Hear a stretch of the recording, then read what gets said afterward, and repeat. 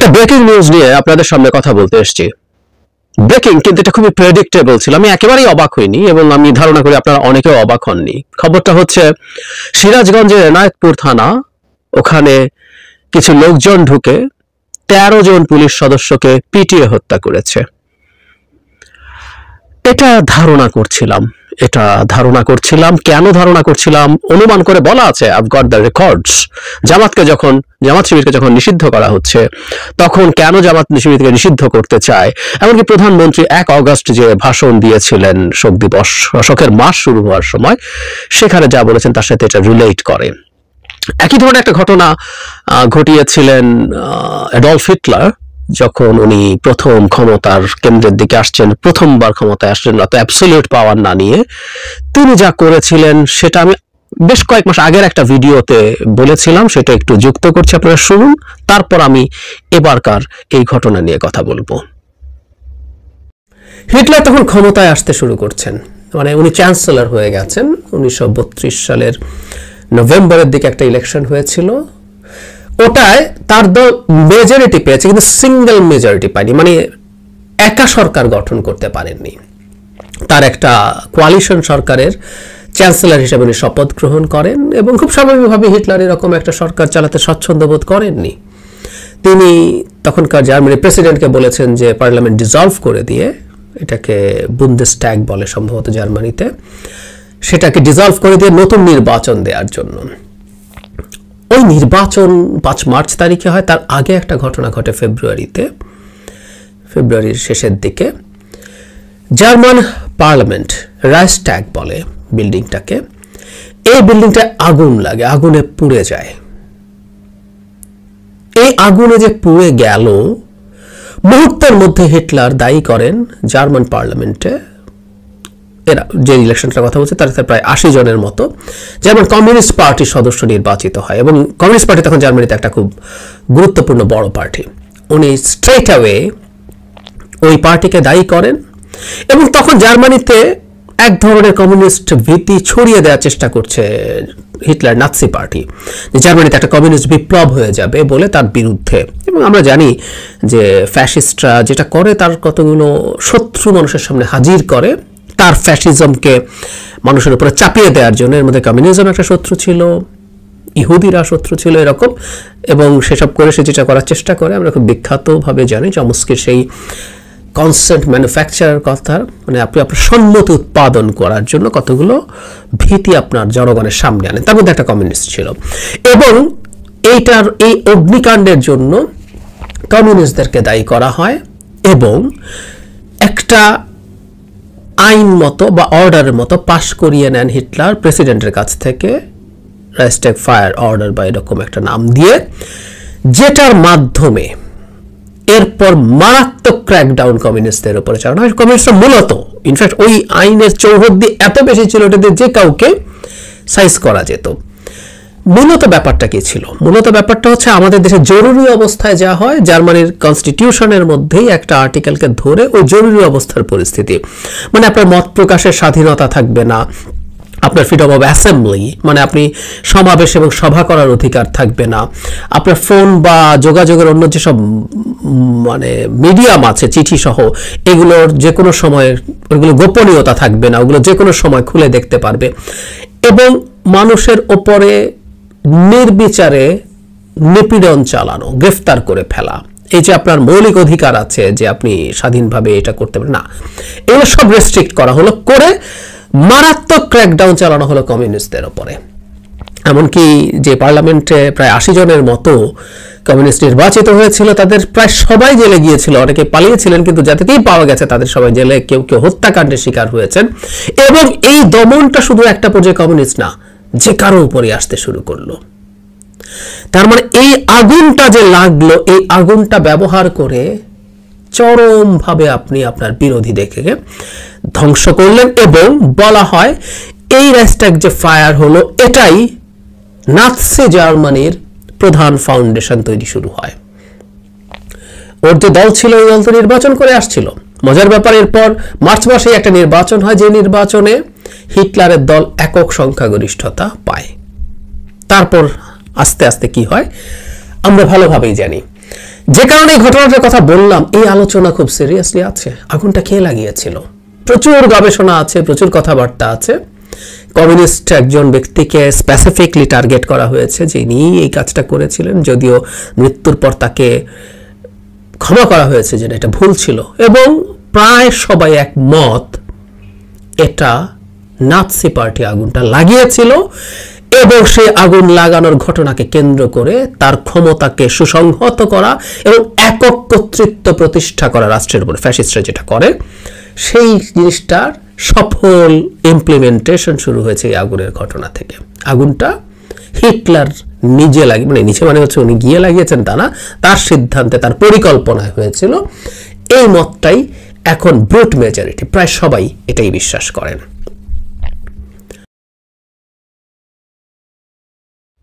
আমরা আজকে সারাদিন যা যা ঘটতে দেখলাম তাতে একটা জিনিস খুব স্পষ্ট হয়ে গেল, সেটা হচ্ছে আওয়ামী লীগের এখন আর কোনোভাবেই কোনো রকম শক্তি অবশিষ্ট নেই।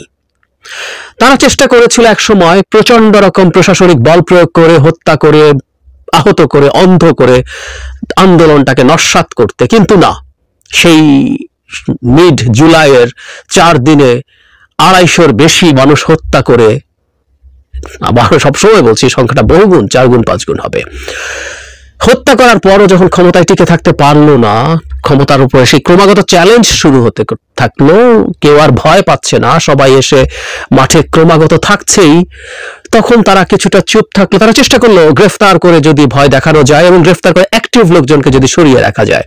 কিন্তু জেলখানাগুলো ভরে ফেলা হলো প্রায় 12,000 শিক্ষার্থী এবং অন্যান্য শ্রেণী পেশার মানুষ দিয়ে। তারপর থেমে থাকলো না, আবার নামলো এবং কোন রকম ভাবে তাদেরকে দমিয়ে রাখা গেল না। এবং এখন দাবি এসে ঠেকেছে এক দফায়, সরকারকে যেতে হবে।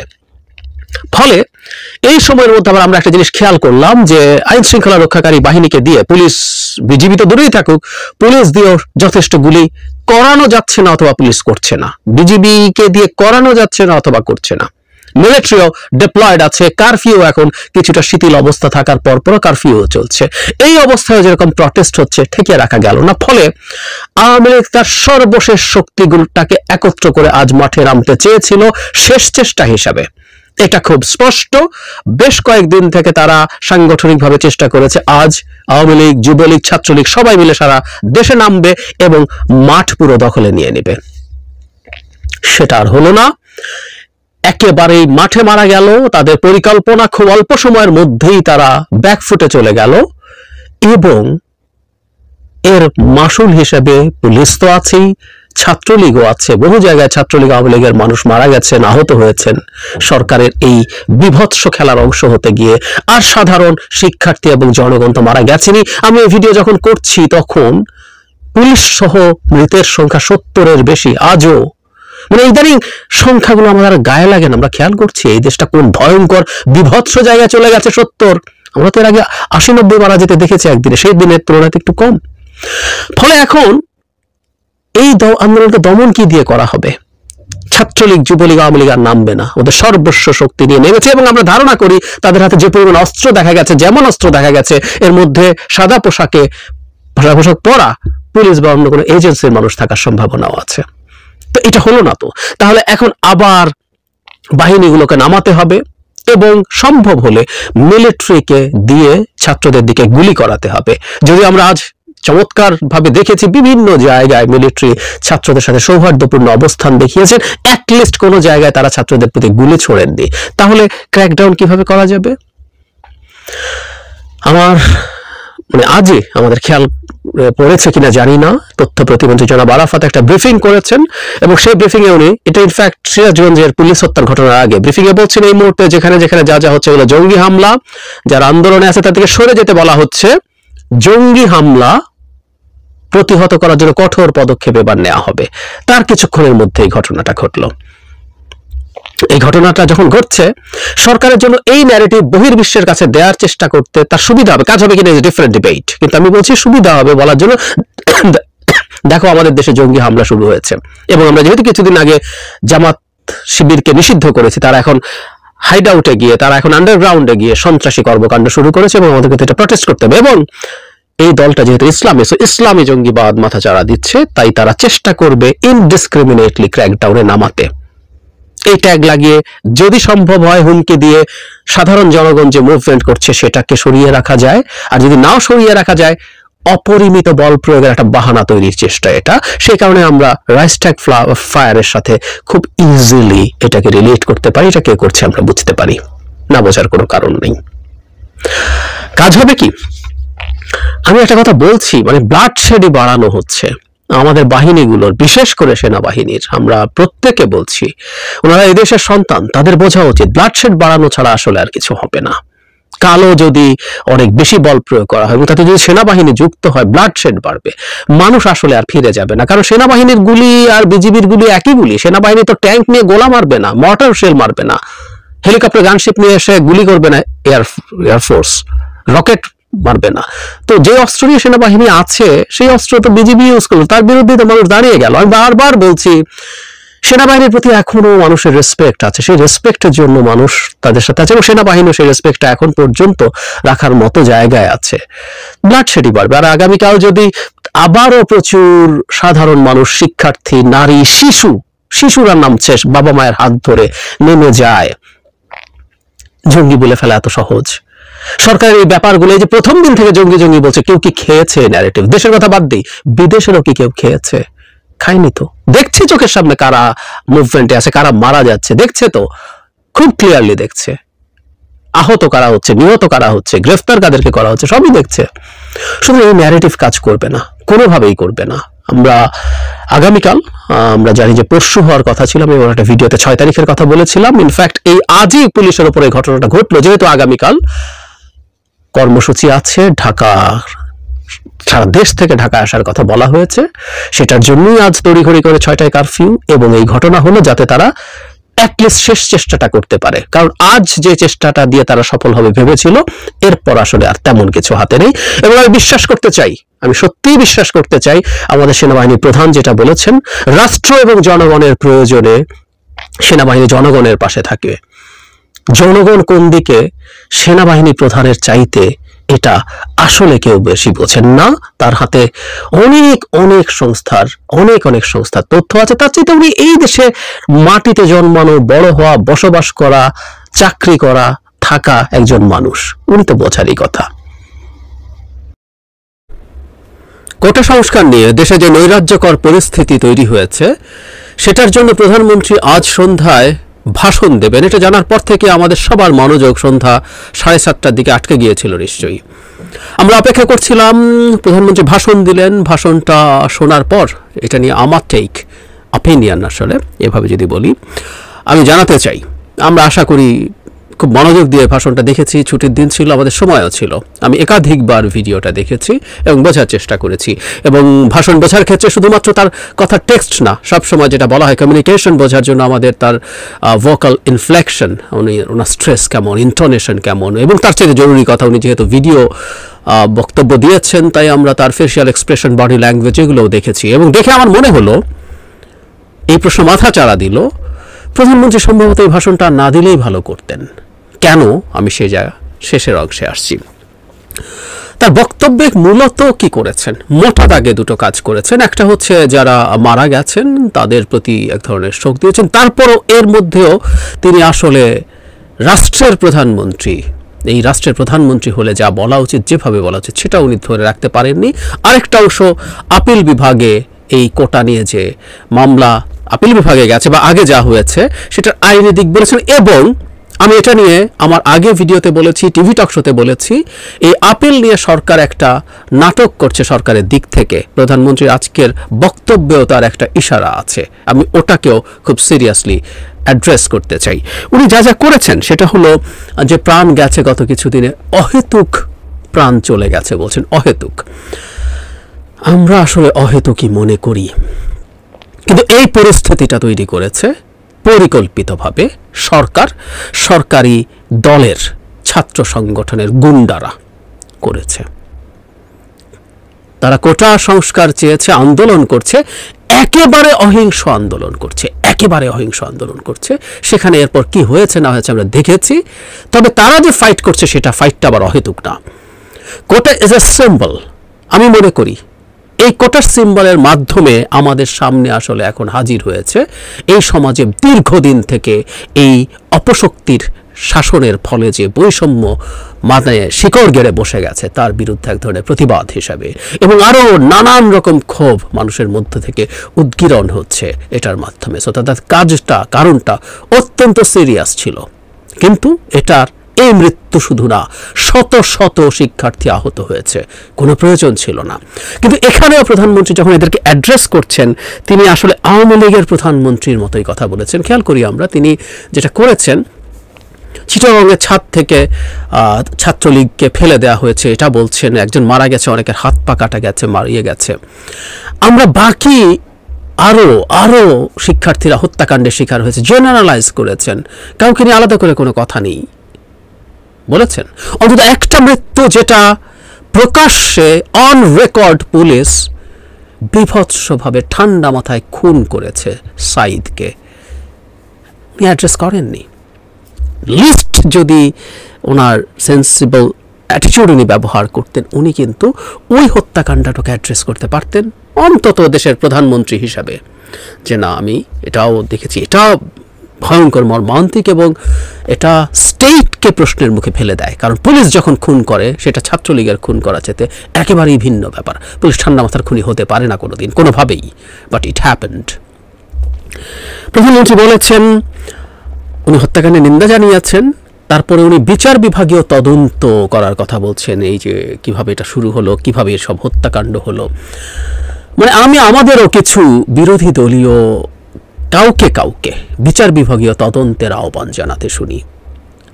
মানে আমি খুব অবাক হই, যারা বিচার বিভাগীয় তদন্তের আহ্বান জানান বর্তমান বাংলাদেশে, তারা ধারণা করছেন বা তাদের মনের মধ্যে কি কাজ করছে যে বাংলাদেশে একটা বিচার বিভাগ আছে?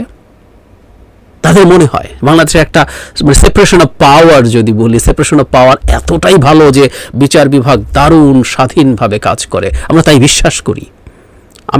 আমি করি না। আমাদের কোনো বিচার বিভাগ আছে বলে আমি মনে করি না, সারা পৃথিবীও মনে টনে করে না। জাতিসংঘের মানবাধিকার হাই কমিশন যখন ডক্টর ইউনুসকে নিয়ে বা অধিকারের জনাব আদিলুর এবং নাসিরুদ্দিন এলানকে নিয়ে স্টেটমেন্ট দেন, তখন তারা খুব খোলাভাবেই বলেন তাদেরকে জুডিশিয়ারি ব্যবহার করে হয়রানি করা হচ্ছে, সরকার হয়রানি করছে। সো এটাই হচ্ছে পারসেপশন। সুতরাং বিচার বিভাগীয় তদন্ত করা হবে, এতে হবে কিনা সেটাও প্রশ্নের ব্যাপার, কিন্তু হবে যদি এক ধরনের দেখানোর জন্য করা হয় কোনো committee. I don't rely on that, একেবারেই না। এক ধরনের হুমকি আছে অভিভাবকদের প্রতি সফট ভাষায়, সেটা হচ্ছে সন্তানদের নিরাপত্তার দিকে নজর রাখা, মানে তারা যাতে রাস্তায় নেমে টেমে না আসে, কারণ সরকারের জন্য এটা এখন ঝুঁকির জায়গা হচ্ছে। যতই প্রধানমন্ত্রী বলুন না কেন যে এটা যেই ন্যারেটিভ এতদিন ধরে অন্যরা দিচ্ছিলেন, প্রধানমন্ত্রীও তাই দিয়েছেন, কোমলমতি শিক্ষার্থীরা এসব করতে পারে না, তাদের মধ্যে কতগুলো একটা মহল যুক্ত হয়ে গেছে। কিন্তু আমরা এভাবে যদি চিন্তা করি, কোনো মহল যুক্ত হয়েছে এবং রাস্তায় প্রাণহানি হচ্ছে, মারাত্মকভাবে আহত হচ্ছে শিশুরা, সব শিক্ষার্থীরা, স্কুলের বাচ্চারাও নেমেছিল, কলেজের বাচ্চারা নেমেছিল, তারপরও গার্ডিয়ানরা তাদের বাচ্চাদেরকে যেতে দিয়েছে। একটা মহল চাইলেই হয়ে গেল না, হয় নাই। ফলে রাইটলি প্রধানমন্ত্রীর কাছে এই তথ্য আছে যে এই দেশের অভিভাবকরা, যাদের প্রত্যেকটা সন্তান, তাদের ভবিষ্যৎ নিয়ে তারা উদ্বিগ্ন, এই দেশে চাকরি নাই, এদেশে সরকারি প্রতিটা শ্রেণীতে, মাত্র তো আগের পরিপত্রেও তো প্রথম এবং দ্বিতীয় শ্রেণীর শুধুমাত্র কোটা বাতিল হয়েছিল, তৃতীয় চতুর্থতে নিয়োগ আরও বেশি, সেখানে কোটা এখনও রয়ে গেছে, সেগুলোর বাতিল তারা চান।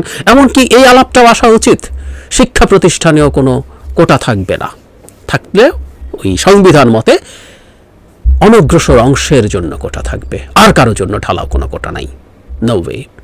সো অভিভাবকদের মধ্যে এই আন্দোলনটা ঢুকে গেছে এবং তাদের প্রতিও এক ধরনের সতর্কবাণী প্রধানমন্ত্রী উচ্চারণ করেছেন, যাতে তারা আর রাস্তায় নেমে না আসে। রাস্তায় যত এরকম সাধারণ শিক্ষার্থীরা নেমে আসবে, যত বেশি নেমে আসবে, সেটা ট্যাকেল করা সরকারের জন্য তত কঠিন হবে। যতই এখানে বিএনপি জামাতের ট্যাগ বা স্বার্থান্বেষী মহলের ট্যাগ দেয়া হোক, things will really be very tough.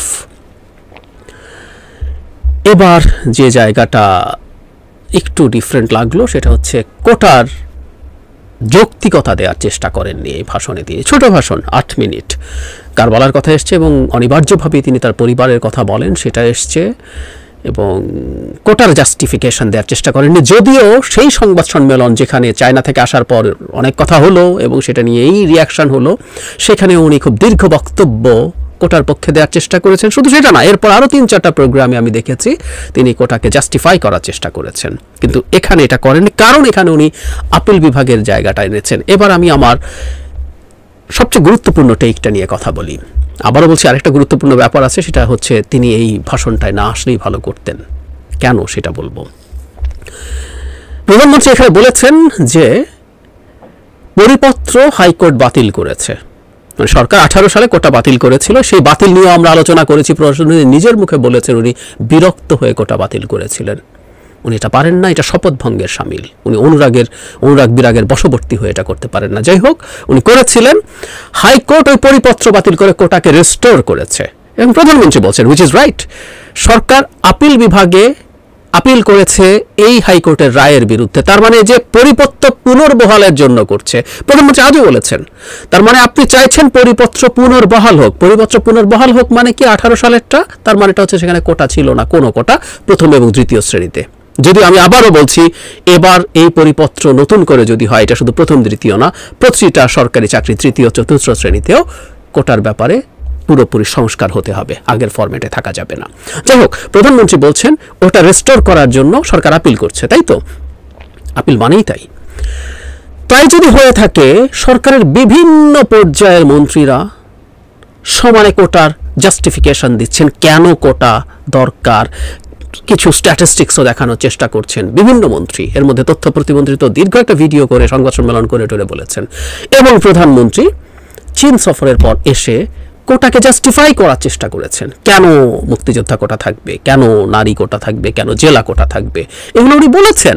অন্য কোটাগুলোর কথাও বলেছেন, প্রতিবন্ধী বা ক্ষুদ্র নৃগোষ্ঠীর কোটার কথা বলেছেন। উনি পরবর্তীতে আরও ঢাকা ইউনিভার্সিটিতে দুদিন আগে একটা প্রোগ্রামে উনি কোটার সপক্ষে কথা বলেছেন। তার মানে সরকার মনে করছে কোটা থাকা উচিত। তাই যদি হয়ে থাকে, তাহলে সরকার আপিল করছে কেন? আই রিপিট, একটু খেয়াল করি, আপনি আপিল করছেন হাইকোর্টের রায়ের বিরুদ্ধে সো দ্যাট 18 সালের পরিপত্র পুনর্বহাল হয়। তার মানে আপনার আইনি পথ বলছে আপনি কোটা বাতিল চান, কিন্তু আপনি মুখে সিরিয়াসলি বলে বেড়াচ্ছেন সবাই, প্রধানমন্ত্রী সহ, যে কোটা থাকতে হবে, এই কারণে থাকতে হবে। এবং এই মুক্তিযুদ্ধ ইস্যুতে কথা বলতে গিয়ে যে ভাষায় প্রধানমন্ত্রী কথা বলেছেন, সেটা আন্দোলনকারী অনেককে বিক্ষুব্ধ করেছে এবং অনেক ঘটনা ঘটেছে। তো তাহলে ব্যাপারটা কি দাঁড়ালো? তার মানে সুপ্রিম কোর্টে আপিল বিভাগে একটা নাটক হচ্ছে। আমি নাটক শব্দটা সব জ্ঞানে ব্যবহার করছি, একটা টক শোতে খুব স্পষ্টভাবে এই শব্দটা বলেছিলাম। আপনি কোটা চাইছেন, আবার আপনি আপিল করছেন কোটা বাতিলের জন্য। কেন? আমরা এত বোকা না তো, কিন্তু এটাই করছে সরকার। সুতরাং এই ব্যাপারটা যাতে আমরা সতর্ক, এবং এই কাজগুলো করেই আসলে স্টুডেন্টদের মধ্যে আস্থাহীনতা তৈরি করা হয়েছে। প্রধানমন্ত্রী উস্কানির কথা বলেছেন, যে কাদের উস্কানিতে এটা হয়েছে উনি সেটা দেখবেন। আমরা কি উস্কানি দেখি নাই কারা দিয়েছে? একেবারে কোনো রকম কোনো উস্কানি ছাড়া প্রথম দিনের হামলাই হয়েছে। গত পরশুর কথা বলছি, ঢাকা ইউনিভার্সিটিতে হামলে পড়েছিল, তার আগের দিনই রাতের বেলা আরও কয়েকটা ইউনিভার্সিটিতে ছাত্রলীগ হামলে পড়েছিল, এবং ঘোষণা দিয়ে জনাব ওবায়দুল কাদের বলেছেন ছাত্রলীগ প্রস্তুত হয়েছে। ছাত্রলীগ তার 3 দিন আগে বলেছে যে তারা এইসব ঠেকানোর জন্য মাঠে থাকছে। উস্কানি কে দিয়েছে? কেউ উস্কানি দেয়নি, ছাত্রলীগ জাস্ট গিয়ে পিটিয়ে দিয়েছে। মানে নিরস্ত্র একেবারে শান্ত শিক্ষার্থীদের উপরে কীভাবে হামলে পড়েছিল প্রথম দিন আমরা দেখিনি। আর গতকালও স্টুডেন্টরা রাস্তায় নেমেছে, আবার হামলা হয়েছে। সো যা হয়েছে, যতটুকু প্রতিবদ্ধ হয়েছে, যতটুকু ছড়িয়ে পড়েছে আন্দোলন, সেটার উস্কানি আসলে সরকারের দিক থেকে এসছে। প্রধানমন্ত্রী বলছেন অনেক ধৈর্য ধরেছেন, আমাদের কাছে সেটা মনে হয় নাই। 2-1 দিন একটু চুপচাপ ছিল, এরপরে ছাত্রলীগকে লেলিয়ে দেওয়া হয়েছে, এবং এটা একেবারে সর্বসম্মত সিদ্ধান্ত বলে আমরা মনে করব। কারণ না হয় এইরকম তাণ্ডব ছাত্রলীগ চালাতে পারে না, কোনোভাবেই পারে না। শেষ করব, শুরুতে যে কথাটা বলছিলাম, এই ভিডিওটা মানে এই বক্তব্যটা প্রধানমন্ত্রী নিয়ে আসা মনে হয় কৌশলগতভাবে ভুল হলো। আমি দীর্ঘদিন থেকে আগেও একটা বলেছি, চীন সফরের পর উনি যে সংবাদ সম্মেলন করেছেন সেখানেও বলেছি, দীর্ঘদিন থেকে তার ভাষণ খুব মন দিয়ে শোনার চেষ্টা করি, একাধিকবার শোনার না দেখার আসলে। কারণ আমি বহুবার বলেছি, আপনারা জানেন অনেকে, শুধু টেক্সট দিয়ে মানুষের কথা বোঝা যায় না, মানুষের কিভাবে কথা বলছেন, তাকে কেমন দেখাচ্ছে সেটা দিয়েও বোঝা যায়, তার বডি ল্যাঙ্গুয়েজ, ফেশিয়াল এক্সপ্রেশন। আমি চীন সফরের পরে বলেছিলাম আমি ওনাকে এতটা স্ট্রেসড কখনো এর আগে দেখিনি, আর আজ ওনাকে যা দেখলাম সেটা চায়না সফরের পর যে সংবাদ সম্মেলন করেছেন, যেখানে উনি অনেক স্ট্র্যাটেজিক ভুলও করেছেন স্ট্রেসের কারণে, আজও ওনাকে দেখে আমার তার চেয়ে অনেক বেশি স্ট্রেসড মনে হয়েছে। দেশের মধ্যে যে পরিস্থিতি তৈরি হয়েছে, আমার পারসেপশন হচ্ছে প্রধানমন্ত্রী বুঝতে পারছেন তার খুব ভালো নিয়ন্ত্রণ আর কিছুতে নাই, এবং এটাকে কন্ট্রোলে আনার জন্য যে পর্যায়ের বল প্রয়োগ করতে হবে সেটা তার জন্য ডিজাস্টার তৈরি করতে পারে। তাহলে স্ট্র্যাটেজিক্যালি ওনার আজকের ভাষণটা দেওয়া ভুল এই কারণে আমি মনে করি ওনার এই লুকটা জনগণের সামনে আসাটা কৌশলগতভাবে ঠিক হয়নি। কারণ একজন প্রধানমন্ত্রী যাকে ভীষণ রকম শক্তিশালী সবাই মনে করে, মানে এই দেশে কেউ কেউ, আমি মানে সরকারকে বা প্রধানমন্ত্রীকে দুর্বল বলছি না, আমি সবসময় একটা কথা বলি যে সরকারকে আন্ডার এস্টিমেট করাও ভুল, কিন্তু সরকারকে ওভার এস্টিমেট করাও ভুল। আমরা অনেকে ওভার এস্টিমেট করি, যে ঘটনায় ঘটুক না কেন সরকার এটা ঘটাচ্ছে, প্ল্যান করে আমাদেরকে এটা ব্যস্ত রাখছে, করে এটা করছে ওটা করছে, এটা করে কিনা কেন করবে সেই মোটিভ নিয়ে একটা কথা বলবো, কিন্তু এই ধরনের পারসেপশন, তার মানে সব কিছু ইজ ইন হার কন্ট্রোল না। উনি আজকে সংবাদ সম্মেলনে এসে খুব স্পষ্টই বার্তাটা চলে গেছে বলে আমি ধারণা করি যে সিচুয়েশন তার কন্ট্রোলে নেই।